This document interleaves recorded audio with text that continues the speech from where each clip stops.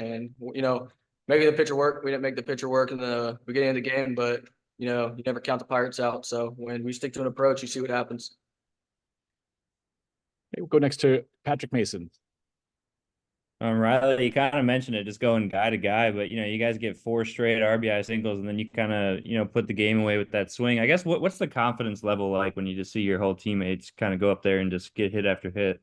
This whole season we've worked too hard not to have confidence. So, we're not used to it, but being down, we've been there before, and we're really down by 4 runs. So just putting ABs together and finding a way.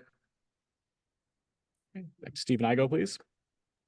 Y'all had obviously seen both those relievers, two of their high leverage guys last week in the series. How much did that familiarity help maybe going into those late innings as far as putting that comeback together? A lot. We just got to stick with the approach, like I've been saying, and can't say enough. When we do stick to an approach, good things happen. Another from Patrick. And then Ryley, that eighth inning, the top of the eighth inning for them was a little hairy for you guys. When you put the clamps on that third out of the inning, fly ball to center. I mean, I guess what's the vibe like? You guys, avoided a potential big inning, then you go get the hit. Yeah, just scratch and claw. Shoot. I mean, kind of speechless right now. 12 runs in the bottom of the eighth, but when you get in the dugout, we just got to make things happen, and that's what we did. Any final questions for Ryley? Ryley, thank you. Appreciate it. Awesome. Thank you.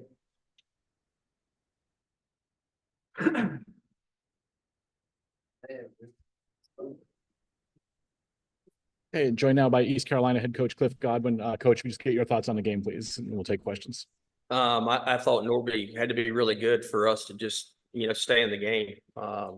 McCracken was way better than he was at our place. He was commanding 3 pitches in the zone, and fortunately they took him out. And then we were able to scratch some, but we had some good fortune as well. Really wasn't thrilled with the way our position players showed up today. I didn't think they were as intent and full of energy as we need to be. When you're playing championship baseball, everybody is, got their backs against the wall, so you have to play your best. I am proud of our guys, the way they battled in the 8th inning, but we had some good fortune. The right fielder loses the ball in the sun, and of course, there's a double play ball that the shortstop doesn't handle and doesn't get anybody out, and then we started, rolling. And I thought it was awesome that Clonch came off the bench and they were in a shift, got a drag bunt down, started, and ran a ball out of the yard to really put the nail in the coffin. Okay, we'll start with Stephen Igo for questions, please. Coach, that triple or the sun ball to kind of start the 8th, how much did that maybe provide a spark? You kind of mentioned it, some good fortune, but just seeing the ball fall in and kind of get the ball rolling, so to speak. Yeah, it was awesome. We needed something to go right because not much had gone right offensively up until that point. And, of course, the Sun's always been tough. I mean, he's not the first right fielder that's ever struggled in this tournament at that time. Go to Patrick Mason, please. Coach, in that top of the 8th inning, I know Colby comes in there and rolls up that double play, but that's, I guess, his first chance, kind of an unclean inning too, and just kind of to see him work out of that, I guess, what'd you like about that? Yeah, well, I mean, I thought we did the hard part, and then we kind of, weren't as sharp as we needed to be. Of course, we intentionally walk a guy, to try to, switch it up, and then he walks the guy in, but. All the pitchers that pitched today gave us an opportunity to win. Norby, if he doesn't throw that ball away, probably just gives up 1 run. D'Lo was good. Seawall was good. And, of course, Danny was good to close out the 9th. Back to Stephen, please. Coach, y'all were kind of on the opposite end of this last year. USF had a big rally in the first game, and y'all were in the losers bracket after that. So what does this kind of do for your pitching and rest to get tomorrow off going into Thursday now? Yeah, you don't want to lose that first game. We've been there last year. It's not fun. I mean, it's just a grind to try to get back out to get to the championship game. I think last year we're the first team that ever lost the first game that's ever made it to the championship game. But you could see how fatigued our players were having to, get through all those games, playing a doubleheader on Saturday and then flip around. And, of course, the heat just wears you down.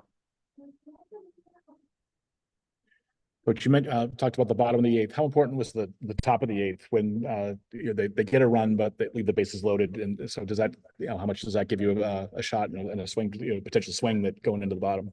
Yeah, you probably, if you give up a crooked number there, you probably just don't feel like you have a shot, right? And so it was good to get out of that inning for sure. Just giving up a single run and only being down 4-0, and that's what AK and I was talking about. If we can just keep it within a grand slam, we feel like we'll have a shot. We'll take a question from Al Myatt, please. Hey, Coach, can you comment on Zach Root's status and Lunsford Schenkman as well? Man, I tell you what, I don't know how many times I got to answer this question, but sure, no problem. They got off the mound today. They both the bullpens. They both felt fine. So probably maybe Friday-ish, we'll maybe see one of them, maybe both of them. So that's what we're hoping for. But we got to see what they feel like tomorrow after they fill bullpen today. Thank you. Any final questions for Coach? Coach, thank you. Thank you, guys. Right. Great job. Proud of you.